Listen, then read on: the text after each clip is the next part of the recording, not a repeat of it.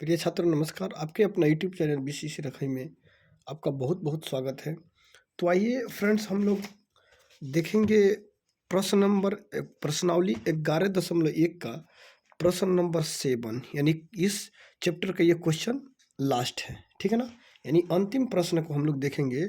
Question क्या कह रहा है, पहले क्वेश्चन ध्यान से पढ़िए। एक समकोण त्रिभुज की रचना कीजिए जिसकी भुजा एक कर्ण के अतिरिक्त, यानी कर्ण क्या होता है, आप जानते हैं कि त्रिभुज एबीसी में जब समकोण बनता है तो कर्ण एक तिरछा होता है ऐसे, ठीक है ना। त्रिभुज बना हुआ है इस तरह, तो कर्ण इस तरह दोनों को मिलाने वाली होता है, ठीक है ना। तो कर्ण के अतिरिक्त 4 सेंटीमीटर तथा 3 सेंटीमीटर, यानी कर्ण छोड़कर, तो मान लीजिए लंब और आधार होगा, ठीक है ना।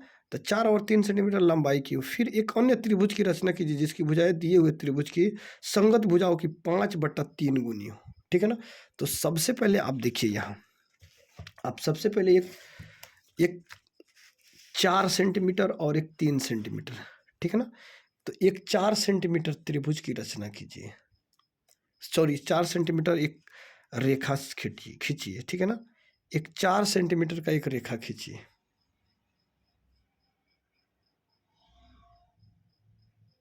ठीक है। एक 4 सेंटीमीटर का आपने रेखा खींच दिया, ठीक है। इसका नाम दे दीजिए आप बी सी, ठीक है ना। इसका नाम बी और इसका नाम सी, ठीक है ना। 4 सेंटीमीटर का आपने रेखा खींच दिया, उसके बाद इसका नाम दे दिए बी सी।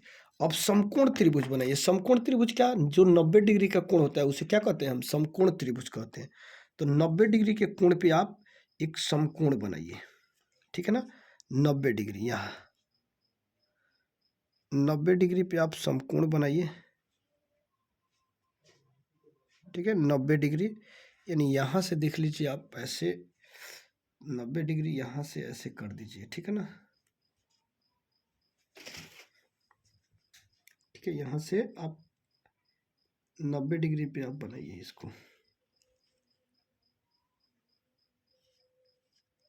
ठीक है ना। यहाँ से अब इसको यहाँ से रख के काटिए, इस पे एक बार फिर यहाँ से रख के यहाँ काटिए, ठीक है ना। और फिर यहाँ यहाँ इसको काट दीजिए और यहाँ से रख के फिर यहाँ काट दीजिए, ठीक है ना।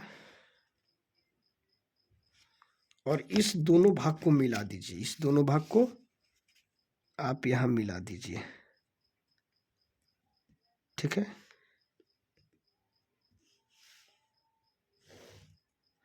ठीक है, इस दोनों भाग को आपने मिला दिया, ठीक है। इस दोनों भाग को आपने क्या किया, मिला दिया है। ये हो गया आपका क्या, समकोण, यानी 90 डिग्री का कोण हो गया। उसके बाद आपका क्या कर रहा है, 4 सेंटीमीटर इसको खींच लिए, यानी कर्ण के अतिरिक्त, देखिए कर्ण के अतिरिक्त 4 सेंटीमीटर, तो 4 सेंटीमीटर आधार खींच लिया। 3 सेंटीमीटर लंबाई की हो और आधार 4 सेंटीमीटर खींचा, यानी कि उसके बाद लंबाई इसका आपका लंब खींच लीजिए, कितना, 3 सेंटीमीटर, सॉरी यहाँ 3 सेंटीमीटर मापिए, ठीक है ना। इस पे 3 सेंटीमीटर माप लीजिए, 3 सेंटीमीटर माप लिया। इसके बाद यहाँ से रख के आप इसको 3 सेंटीमीटर पे काट दीजिए, ठीक है ना। 3 सेंटीमीटर पे आपने इसको काट दिया और इसको काटने के बाद आप इसको यहाँ से सी से इसको मिला दीजिए, ठीक है ना। आप सी से इसको मिला दिया, सी से मिला दिया, क्या बन गया, एक समकोण बन गया, यानी ए बी सी, ठीक है ना। एक समकोण त्रिभुज बन गया ए बी सी। उसके बाद ए बी सी आपने बना दिया। अब क्या करिए, आप एक न्यून कोण बनाइए, ठीक है ना। एक न्यून कोण की रचना कीजिए। तो न्यून कोण यहाँ से आप ले लीजिए, यहाँ से ऐसे खींच दीजिए, कितना हो दूरी पे खींचिए, इससे कोई दिक्कत नहीं है। इसका नाम ले लीजिए आप एक्स। और इसको देखिए कितना भागों में कह रहा है कटने के लिए, यानी 5/3 भागों में इसको कटना है, ठीक है ना। 5/3 भागों में। तो आपने ये प्रकार और इसको कलम को ले लिए, पेंसिल को, और इसको 5 भाग में काटे, 1 2 3 4 और ये हो रहा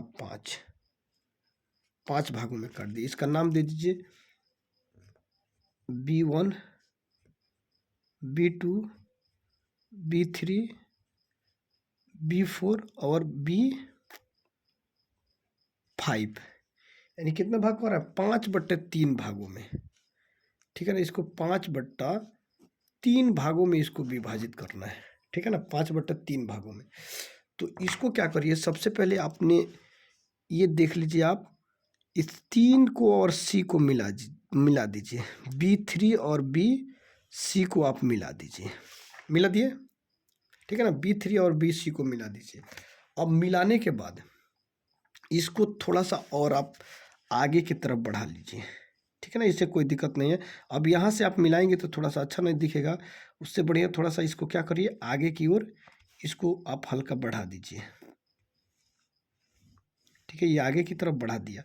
उसके बाद अब B5 से, यहाँ जैसे B3 है तो B3 यहाँ था आपका, अब B3 से इसको काटिए, ठीक है ना, छोटा करके यहाँ से आपने काट दिया, ठीक है। अब फिर B5 से काटिए,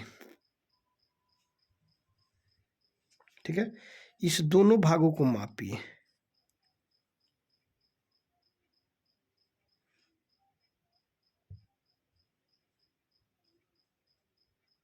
ठीक है, ये दोनों भागों को आपने माप दिया। इसको भी माप के यहाँ काटिए, ठीक है ना, यहाँ से काटे। उसके बाद आप B5 से इसको मिला दीजिए, ठीक है ना, B5 से इसको मिला दीजिए, ठीक है ना, दोनों इसको आपने मिला दिया, ठीक है ना। मिलाने के बाद ये क्या हुआ, आपका समानांतर हो गया। अब यहाँ देखिए, इसका नाम दे दीजिए ABC, यहाँ D दे दीजिए, ठीक है ना, यहाँ इसका नाम आप D दे दिए। उसके बाद आप देखिए, फिर यहाँ आप जो इसमें कार्य किए उससे हम इसमें करेंगे। यहाँ से आप इसको काटिए,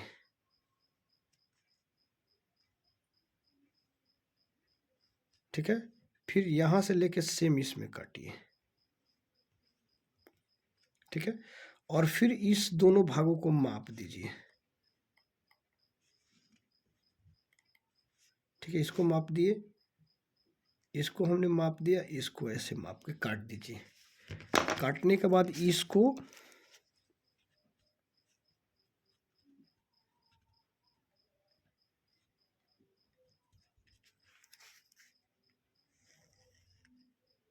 ठीक है, आप मिला दिए। अब ये दोनों क्या हो गया, आपका समानांतर हो गया। तो ए बी, यहाँ ABCD, इसको इसका नाम दे दीजिए आप ई, ठीक है ना, ई। अब ये आपका रेखा, ये रचना आपका बन के तैयार हो गया, ठीक है ना, रचना बन गया। अब इसका रचना का चरण आप लिखिए, ठीक है ना, रचना का चरण, रचना का चरण, ठीक है ना। इसमें देखिए, रचना के चरण में आप सबसे पहले क्या किए, एक पॉइंट में दीजिए कि सबसे पहले BC 4 सेंटीमीटर का एक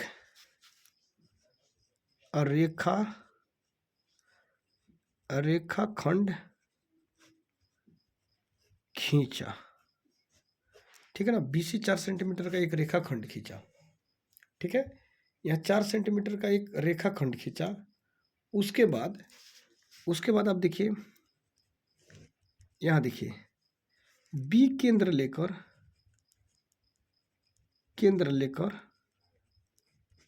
बी केंद्र लेकर, ठीक है ना, आप बी केंद्र लेकर क्या किए, ठीक है। उसके बाद बी केंद्र लेकर, यहाँ देखिए, बी केंद्र लेकर BX को मिलाया, या BX रेखाखंड खींचा, बी केंद्र लेकर, ये बी केंद्र है तो बी केंद्र लेकर BX रेखाखंड खींचा, ठीक है ना, BX लेकर बी रेखाखंड खींचा। 3 पॉइंट में आपने क्या किया, ठीक है ना, 3 पॉइंट में आप क्या किया, यहां से ये लेकर खींचा। उसके बाद बी केंद्र लेकर BX को खींचा। उसके बाद बी से B1 B2 B3 B4 और B5 पर काटा, देखिए B1 B2 B3 B4 और B5 पर काटा। 4th नंबर में देखिए B1 B2 B3 और B4 इतना काटा। उसके बाद आप यहाँ देख लीजिए, अब B से यहाँ B से एक समकोण यानी 90 डिग्री का कोण बनाया, ठीक है ना। समकोण क्या, 90 डिग्री का कोण बनाया। 5th पॉइंट में देखिए B3 से C को मिलाया, B3 से C को तथा B5 से D को मिलाया, B5 से D को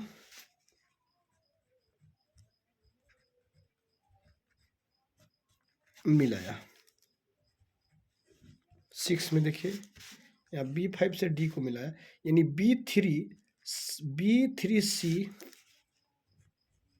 B3C समानांतर B5D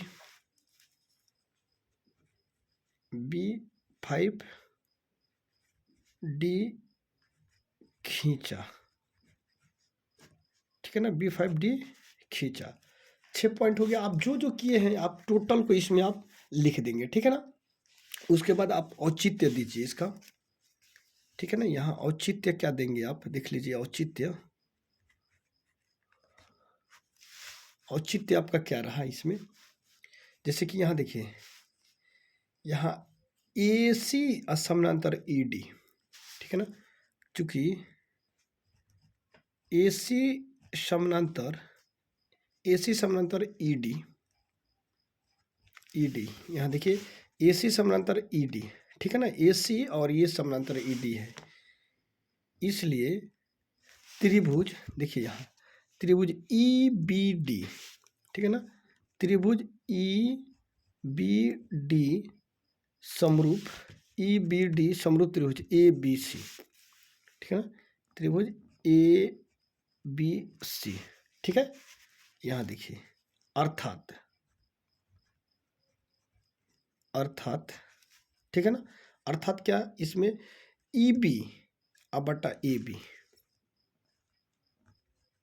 बटा AB, ठीक है ना। EB बटा AB बराबर BD, यहाँ देखिए BD बटा BC बराबर BD बटा BC बराबर AC बटा ED, AC बटा ED, यानी इसको कितना भागों में आपने काटा हुआ है, 5/3 भागों में इसको आपने विभाजित किया है। तो इसको लिख देंगे आप 5/3 भाग। ये क्या हुआ, आपका रचना तैयार हो गया। दोस्तों इस तरह से आपका 11.1 का टोटल क्वेश्चन समाप्त हो गया, यानी 7 का 7 क्वेश्चन मैंने बना दिया। मुझे उम्मीद है कि आपको समझ में आ गई होगी, और हमारे चैनल से जुड़ने के लिए और हमारा एक हिस्सा बनने के लिए आप हमारे चैनल को ज़रूर सब्सक्राइब करें और बेल आइकन को भी प्रेस कर दें, ताकि हमारे आने वाली वीडियो का नोटिफिकेशन आपको समय समय पर मिलते रहे। तो ओके दोस्तों, हम लोग मिलते हैं अगले वीडियो में। Okay, bye bye.